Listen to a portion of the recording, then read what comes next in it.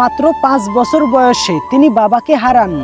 16 বছর বয়সে তিনি স্কুল থেকে ঝরে যান।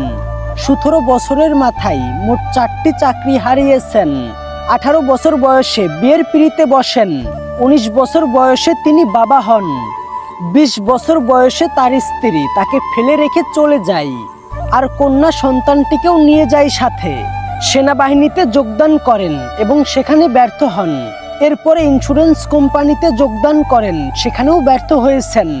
নিজের মেয়েকে নিজেই অপহরণ করতে যান এবং সেখানেও ব্যর্থ হন। চাকরি নিয়েছেন রেল লাইনের কন্ট্রাক্টর হিসেবে, সুবিধে করতে পারেনি। অবশেষে এক ক্যাফেতে রাঁধুনির চাকরি নিয়েছিলেন। 65 বছর বয়সে তিনি অবসরে গিয়েছিলেন। অবসরে যাওয়ার প্রথম দিনে সরকারের কাছ থেকে $105 চেক পেয়েছিলেন।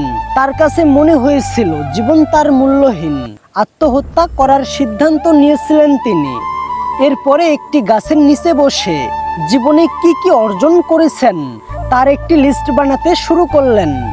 হঠাৎ তার কাছে মনে হলো জীবনে অনেক কিছু করার বাকি আছে এখনো, আর তিনি বাকি সবার চাইতে একটি জিনিসের ব্যাপারে বেশি জানতেন, আর সেটা হলো রান্না বান্না করা।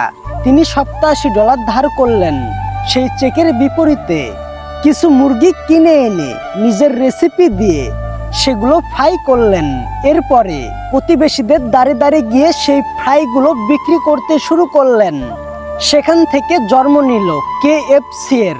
65 বছর বয়সে তিনি দুনিয়া ছাড়তে চেয়েছিলেন, আর 88 বছর বয়সে তিনি বিলিয়নিয়ার বনে গেলেন। এখনো স্মরণীয় হয়ে আছে KFC এর প্রতিষ্ঠাতা হিসেবে। হতাশ হবার কিছু নেই, আপনার হাতে এখনো অনেক সময় আছে। বিলিয়নিয়ার হবার শুধু চেষ্টাটা প্রয়োজন।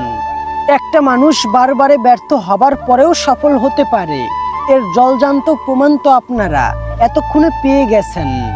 জীবনে কোনো সময় হতাশ হয়ে বসে থাকবেন না। কখনো ভাববেন না আপনি কিছু করতে না পারলে আপনার জীবনটা শেষ হয়ে যাবে, আপনি কিছু না পেলে আপনার জীবনটা শেষ করে দিবেন। আর একবার চেষ্টা করে দেখেন, সফলতা অবশ্যই ধরা দিবে।